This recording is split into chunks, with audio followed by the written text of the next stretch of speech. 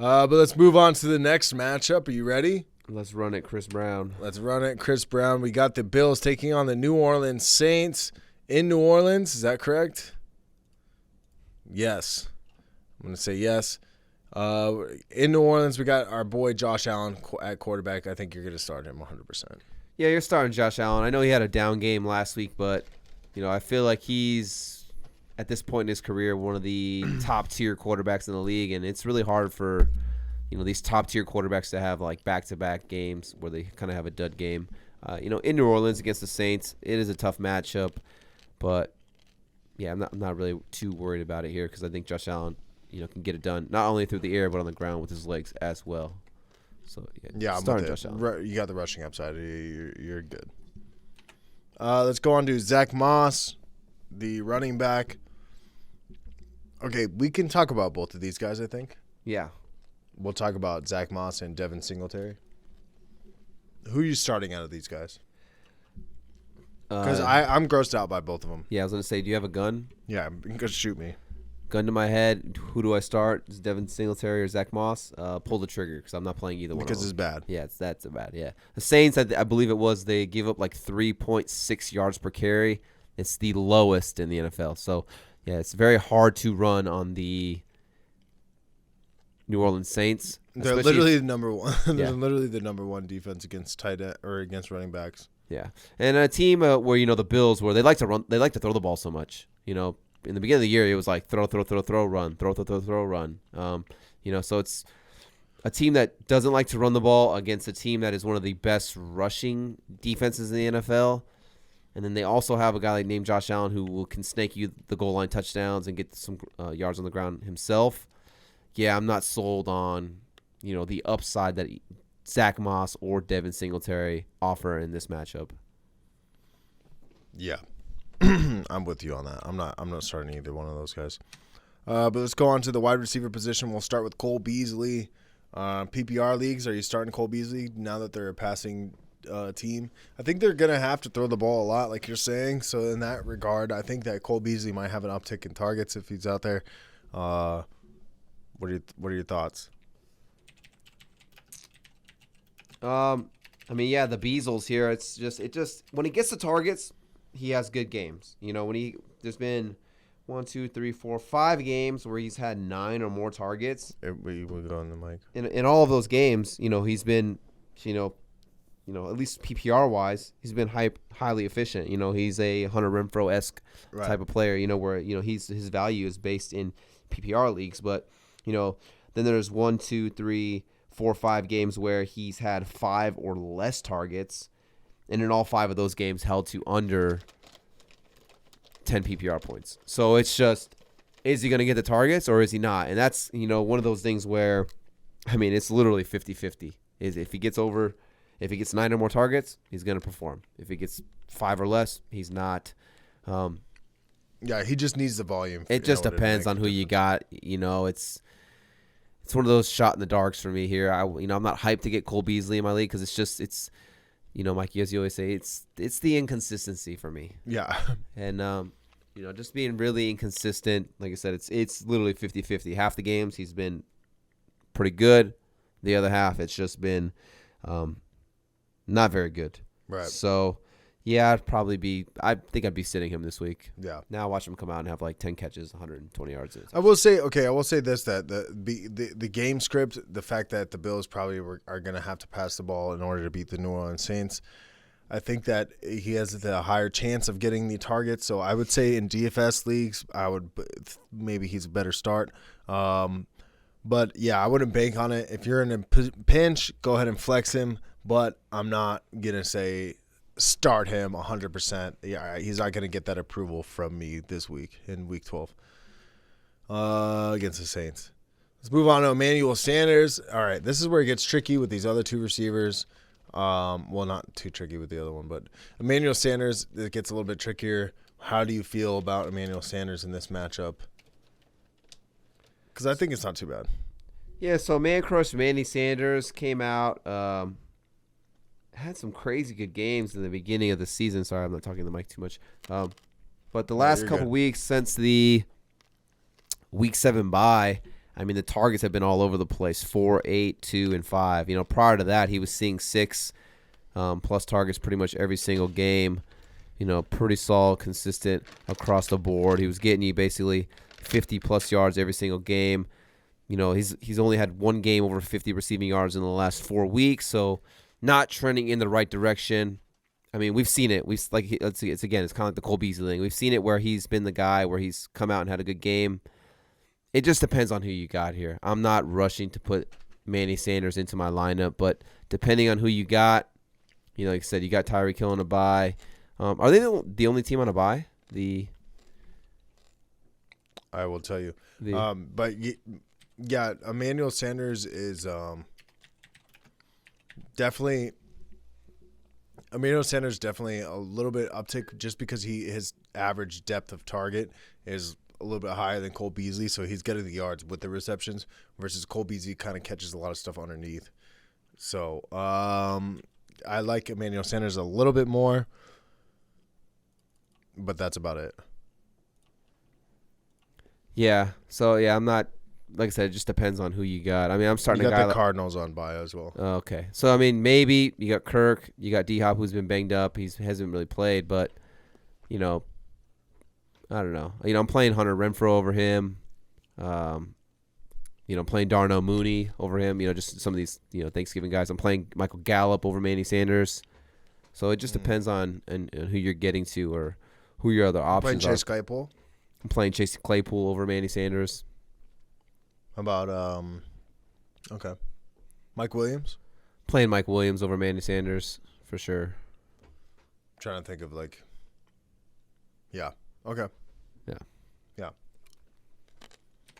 And obviously, we got Stephon Diggs, but you don't have to put him in here. Yeah, Stephon Diggs is an automatic set it and forget it.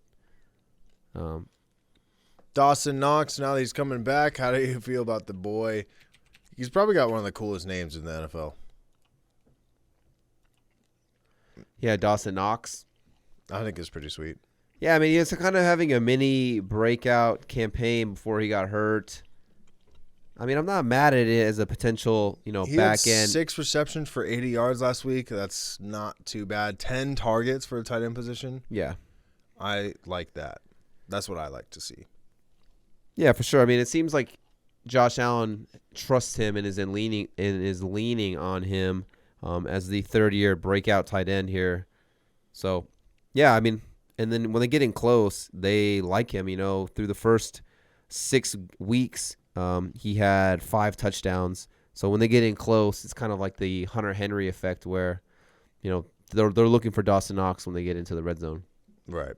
And if Cole Beasley ends up, he's questionable, but I think he should play. But if Cole Beasley's not in, Dawson Knox, maybe a little bit extra. But 10 targets is pretty good for a tight end position. Yeah, definitely. Noxinately. Are you feeling Billful? And are you feeling the Bills' defense this week? So the Bills' defense has been one of the better defenses in the NFL so far this season, but which is weird. But they just got gashed on the ground from Jonathan Taylor. Gashed. Yeah. So yeah, I mean, I'm not afraid of Trevor Siemian. I'm not afraid of all these other options. So I do think the Bills are potentially a good option here because I think it's a good defense. We still don't know what's going on with Alvin Kamara. Trevor Siemian's the quarterback. I'm not scared of Marquez Callaway, Traquan Smith, all these other guys. I'm not scared of them. Adam Trotman had a good game last week, but he's hurt. So, I mean, yeah, outside of the rushing attack of Mark Ingram potentially, this might be the whole entire Saints offense. So, yeah, I'm not mad at the Bills as a potential streaming option. Yeah, me too. Hello there. Hey, listen, right now, I know we talk about them a lot, but Underdog Fantasy, it has a really good deal right now. It's a player pick'em app. It's a DFS app. It's very similar to DraftKings or FanDuel, but this is better. It's brand new, very easy to use interface. But if you download the app right now and use promo code AVG, they used to hook up with $10 with your first deposit. Right now, they're matching you up to $100. So if you put $100 in the app right now on your first deposit, you will get an extra $100 to play around with. They got player pick'ems. You can even do a private match inside Underdog Fantasy. It's pretty dope. So you can like challenge people and whatnot. You don't have to maintain a team for all year. So you can just draft your team, play that week, draft the next team next week. You could do it daily in like a Thursday night game as well. So go check it out. Tons of prizes. Free $100. Come on, sign up. It's the best. And use promo code AVG. Now back to your video. Well, let's move on to the Turkey Day Trevor Siemians for the New Orleans Saints. I think I'm okay on starting Trevor Siemian. How about you? He ended up doing actually, I think, pretty good last week, but for fantasy. Yeah. But I can't trust that. Yeah, it's gonna be a no for me, dog. What did he have last week? I think he had pretty decent. Yeah, 24 points last week. Nice. I think he had a rushing touchdown, so that That's what he had 3 touchdowns. 2 carries for 16 yards and a touchdown. That's why. But yeah, I'm not bigging on that every week. So Trevor Siemian, I'm good against the Bills defense. If anything, when I see Trevor Siemian's name, it makes me excited for the Bills defense. Yeah. Let's go on the running back position. We got Alvin Kamara. Are we getting Alvin Kamara to start this week? What's the deal? I mean, he's been missing practice, still missed Monday, still missed Tuesday with I believe it's an MCL sprain to the knee. It's a short week here, so, I mean, does he play? Who knows? The Wednesday will probably be a lot more telling, but I'm going to bang on the caution of I'm going to say he's not. Not going to play. Yeah, I would say he's not going to play. He's going to miss his 3rd straight week, and then this just gives him extra time to come back next Sunday after missing 3 games, so. The hard part is this is a big game for the Saints. They're 5-5, playing against the 6-4 Bills. This is actually like a decently big game for the Saints.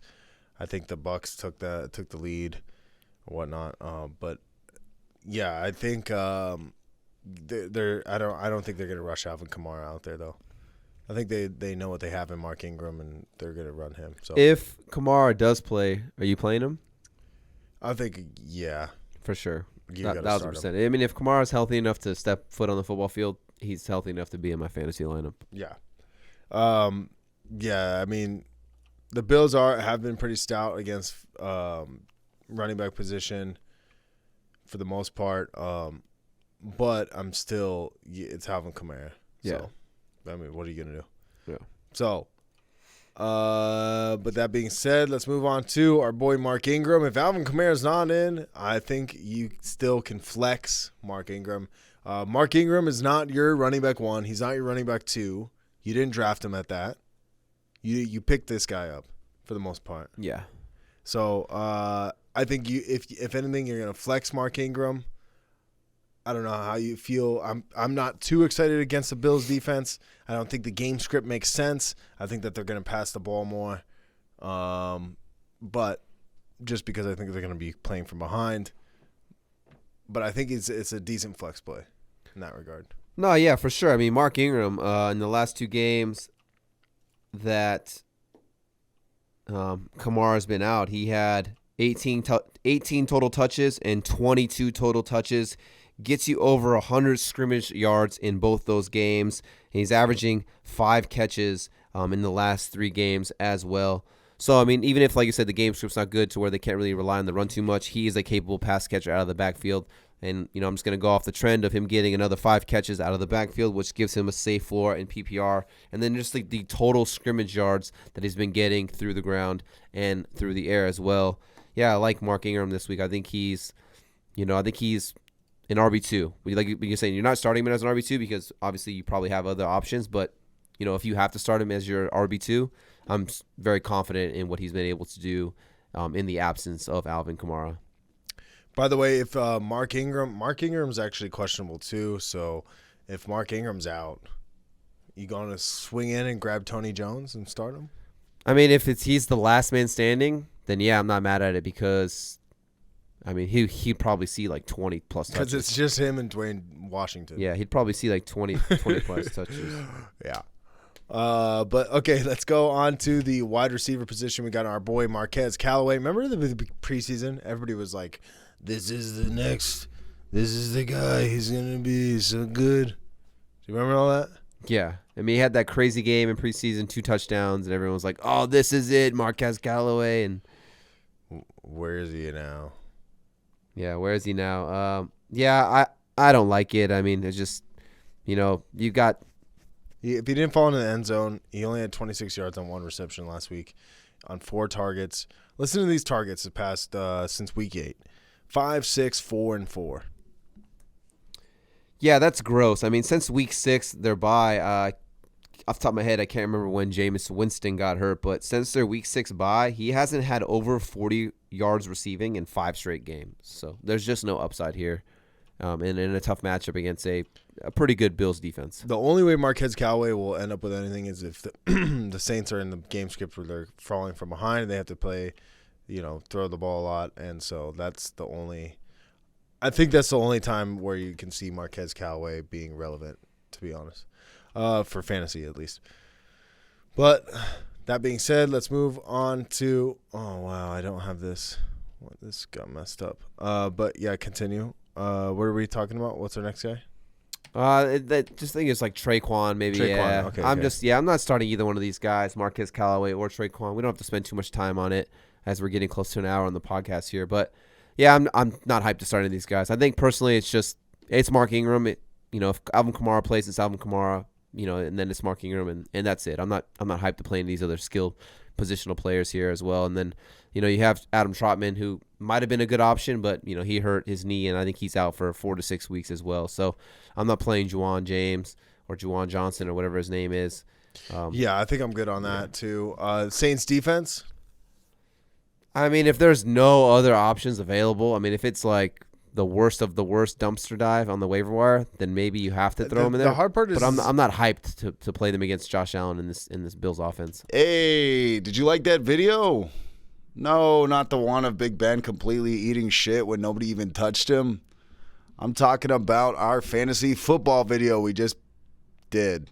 You just watched. Well, guess what? That was just a clip from the full audio podcast. So if you want to check out the whole thing, links down below. AVG Fantasy Football Podcast, Stitcher, Spotify, all of them. Anywhere you can get audio podcasts, we're there. Go ahead and check it out. And if you don't want to look at your fantasy team to look the way Big Ben does right here, wait for it. Come on, replay. This is your fantasy team.